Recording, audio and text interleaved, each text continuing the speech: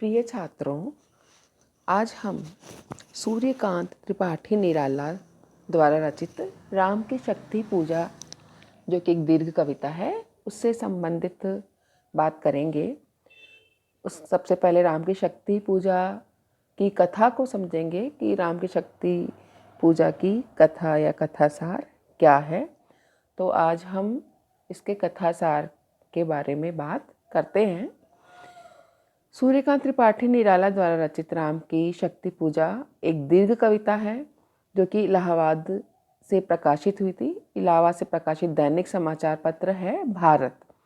उस भारत पत्रिका में 26 अक्टूबर 1936 को इसका प्रकाशन हुआ था और इसका जो मूल रूप है वो निराला के कविता संग्रह अनामिका का जो प्रथम संस्करण छपा था उसमें ये प्रकाशित हुई थी। तो राम की शक्ति पूजा 312 पंक्तियों की लंबी कविता है और इसमें निराला ने अपने ही द्वारा रचित छंद का प्रयोग किया है।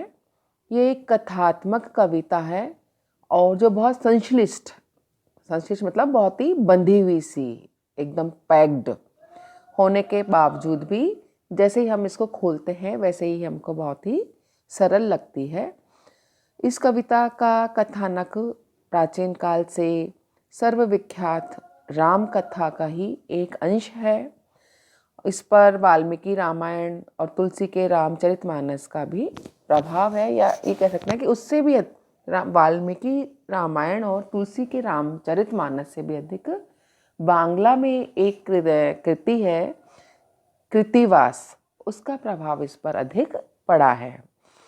तो भगवान राम के आख्यानों में राम को चाहे विष्णु के अवतार के रूप में प्रतिष्ठित किया हो या उन्हें सामान्य मानव के रूप में दर्शाया हो, दोनों ही स्थितियों में राम और रावण युद्ध के दौरान पराभव की संभावना से कहीं भी उद्विग्न नहीं दर्शाया गया है। कहने का आशय यह है कि वाल्मीकि रामायण और जो तुलसीदास की रामायण है उसमें हमें ये कहीं भी दिखाई नहीं देता कि श्री राम को कहीं पराजित होने की संभावना से चिंता है या उद्विग्नता है, लेकिन इसको हम देखते हैं बांग्ला की जो कृतिवास कृति है उसमें हमको ये दिखाई देता है।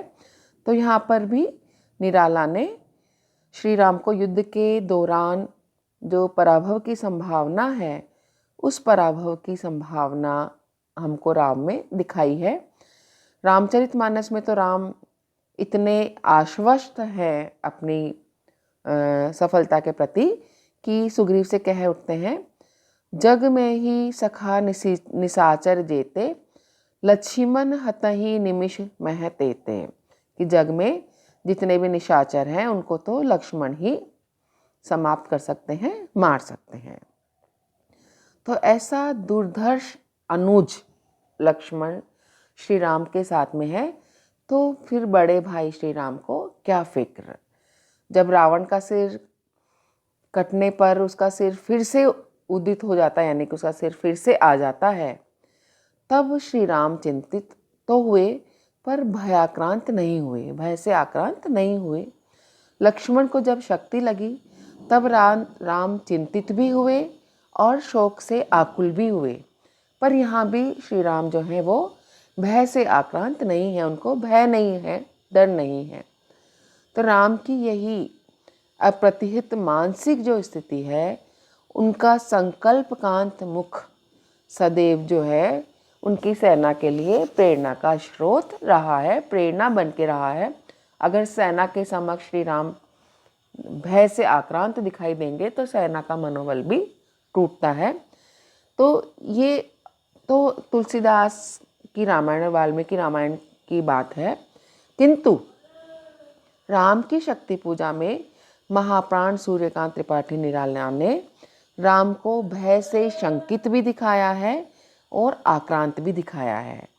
साथ ही उनकी सेना के बड़े बड़े वीर भी उतने ही घबराए हुए और चिंतित दिखाई देते हैं। कि कोई भी युद्ध है, कोई भी परीक्षा है, हर व्यक्ति को, एक सामान्य व्यक्ति को डर लगता है। तो सामान्य व्यक्ति के रूप में निराला हमारे समक्ष श्री राम के भय और चिंता को इस कविता के माध्यम से लाए हैं कि जो श्री राम की सेना के बड़े बड़े वीर हैं, जामवंत है, सुग्रीव है, ये सब भी घबराए और चिंतित इस कविता में हमको दिखाई देते हैं। साय युद्ध समाप्त होने पर जहाँ राक्षसों की सेना में उत्साह व्याप्त है, वही भालू वानर की सेना खिन्न है। भालू और वानर की जो सेना श्री राम के पास में वो खिन्न है। वे ऐसे मंद और थके हारे चल रहे हैं मानो बौद्ध स्थविर ध्यान स्थल की ओर प्रवृत्त हो। बौद्ध स्थविरों को आपने देखा होगा कि ध्यान स्थल पर चलते हैं तो वो एकदम शांत चुपचाप से मंथर गति से चलते हैं।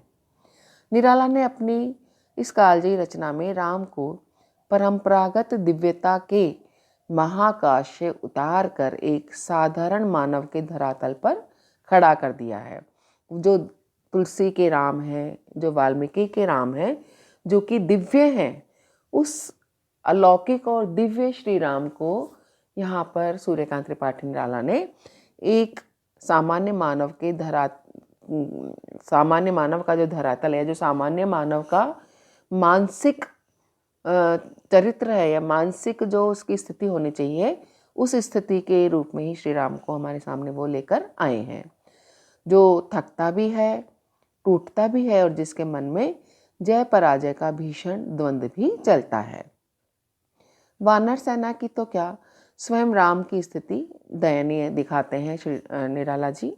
निराला ने राम में सघन नैराश्य दिखाने के लिए राम को ऐसे पर्वत के रूप में चित्रित किया जिस पर केश जाल के रूप में रात्रि का सघन अंधकार छाया हुआ है। प्रतीक रूप में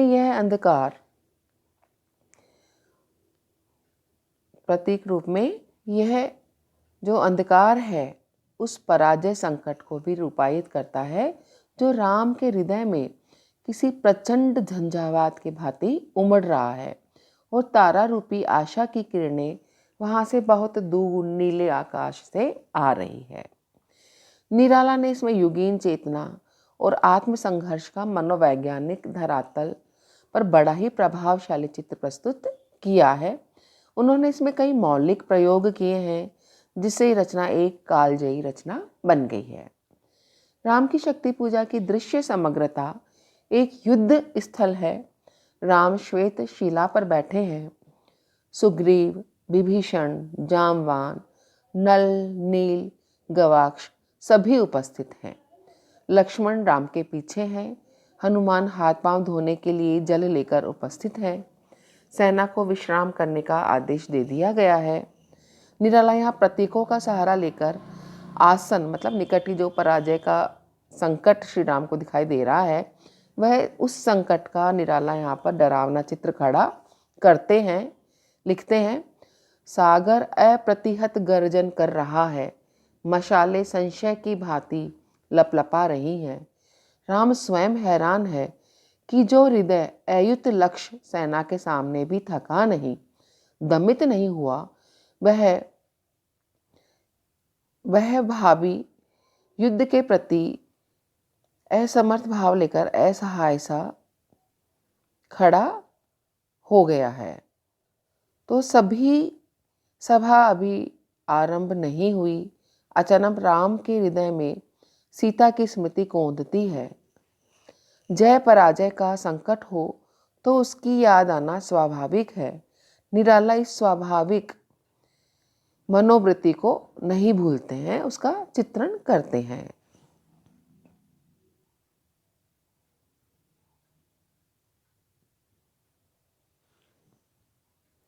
सीता स्मृति के बहाने राम उन गौरवशाली क्षणों को भी याद करते हैं जब श्री राम ने उनका वरण किया था। आसन पराजय की चिंता से उबरने के लिए और नवीन आत्म ऊर्जा अर्जित करने हेतु काव्य में इसकी योजना करना आवश्यक भी था, किंतु राम का आत्मविश्वास वापस नहीं आता क्योंकि यह आज के युद्ध में एक विलक्षणता थी। साक्षात देवी रावण के पक्ष में खड़ी होकर राम के अस्त्रों को निष्फल कर रही थी और रावण उन्मुक्त अट्टहास कर रहा था।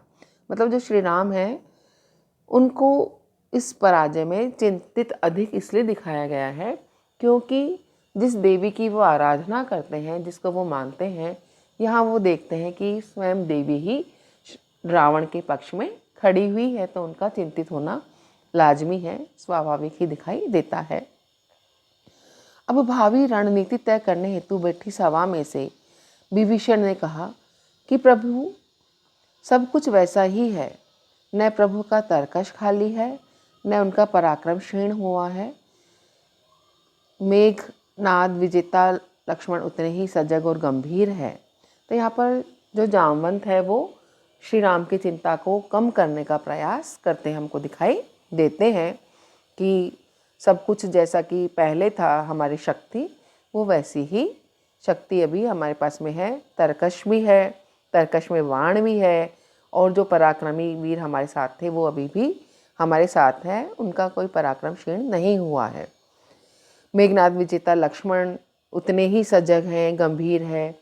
जाम्बवान, सुग्रीव, अंगद, हनुमान सभी दुर्धर्ष वीर ज्यों के त्यों हैं और विजय भी दूर नहीं है। ऐसे अवसर पर प्रभु खिन्न और युद्ध दीन क्यों हो रहे हैं? तो यहाँ पर जामवंत जो है वो उनकी चिंता का, उनकी परेशानी का कारण पूछते हैं कि श्री राम जो हैं इस समय सारे वीरों के होने के बावजूद भी क्यों चिंतित हैं। तब विभीषण ने राम का पराक्रम अपनी आंखों से कई बार देखा था, अतः वह यही बात राम से कह सकते थे, लेकिन विभीषण की बातों का राम पर कोई प्रभाव नहीं पड़ा। वे निर्विकार ही बने रहे। उन्होंने युद्ध के सत्य को विभीषण को अभिज्ञ, युद्ध का जो सत्य था उससे विभीषण को अभिज्ञ कराया, यानी उसकी जानकारी दी कि वास्तव में ये युद्ध कितना भीषण है। यह निराला ने युग सत्य को सामने ला खड़ा किया है। श्री राम बोलते हैं, अन्याय जिधर है उधर शक्ति। रावण जो कि अन्याय की ओर है, उधर की तरफ शक्ति को देख करके श्री राम खिन्न है। यह बात हमारे समक्ष आती है। उन्हें बड़ा इस चीज़ का दुख है, खिन्नता है कि शक्ति रावण की ओर से लड़ रही है या रावण की ओर है। इस यहाँ पर निराला जो है वो वर्तमान में जो व्यक्ति, साधारण व्यक्ति है, उसकी चिंता को भी सामने लाते हैं, जहाँ पर ईमानदार और परेशान व्यक्ति देखता है कि अन्यायी भ्रष्टाचारी लोग जो हैं वो खुश हैं, प्रसन्न हैं, ईश्वर उनका साथ दे रहा है, और साधारण मानव जो है वो परेशान होते जा रहे हैं।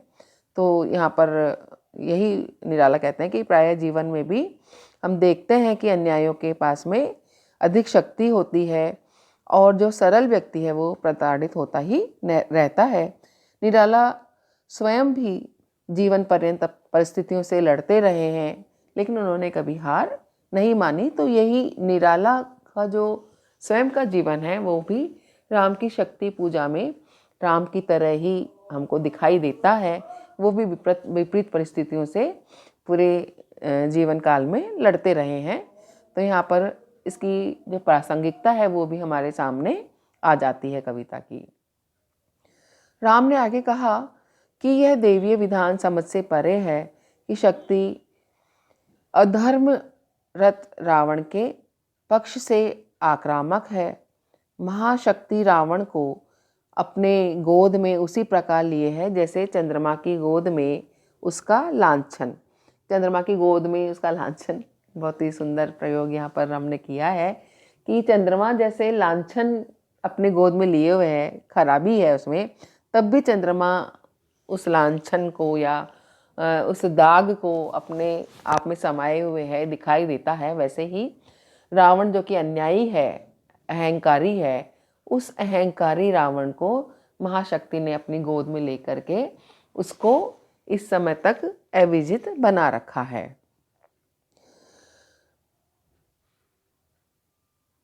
वह राघव के शक्ति की गोद में आने के कारण रावण जो है राघव के सभी मंत्रपूत बाणों को का संवरण कर देती है। शक्ति जो है मंत्रपूत जितने भी राम जी ने बाण चलाए हैं उन सब का संवरण कर रही है।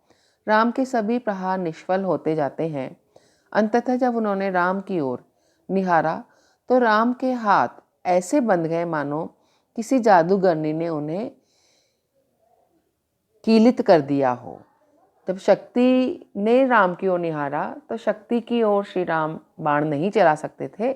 तो श्री राम को ऐसा लगा मानो मेरे हाथ ही बंध गए हो और मेरी सारी जो शक्ति है वो जैसे जादूगरनी अपने सामने वाले की शक्ति को समाप्त कर देती है, उसको बांध देती है, उस पर कील गाड़ देती है, वैसे ही जो शक्ति है उन्होंने श्री राम की शक्ति को बांध दिया। तो जब शक्ति ने उनकी ओर देखा तो श्री राम से धनुष की प्रत्यंचा ही नहीं खिली और यह स्थिति कल्पना से परे थी। संकट के समय सभा के सबसे बुजुर्ग एवं अनुभवी व्यक्ति ही ढांढस बढ़ाता है और उससे उबरने का कोई उपाय भी बताता है। अतः निराला ने यहाँ राम के प्रबोधन हेतु जामवंत का चयन किया है। वह राम को रावण के समान ही शक्ति अर्जित करने और तब तक युद्ध से विरत होने का सुझाव देते हैं। राम को यह मंत्रणा अच्छी लगी और सभा ने भी उसका अनुमोदन किया कि राम जो है कुछ समय के लिए युद्ध से अलग रहे और शक्ति जो है उसकी पूजा करें, शक्ति से शक्ति अर्जित करें। उन्होंने देवी का स्मरण किया और सिंह भाव से देवी की आराधना करने का निश्चय किया। श्री राम ने हनुमान को निर्देश दिया कि वे उषा काल तक 108 शतदल कमल लेकर के आए। इस प्रकार अनुष्ठान संकल्पित राम युद्ध से विरत हो पूजन में प्रवृत्त हुए।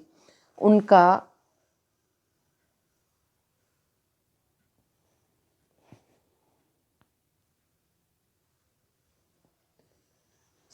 सारा ध्यान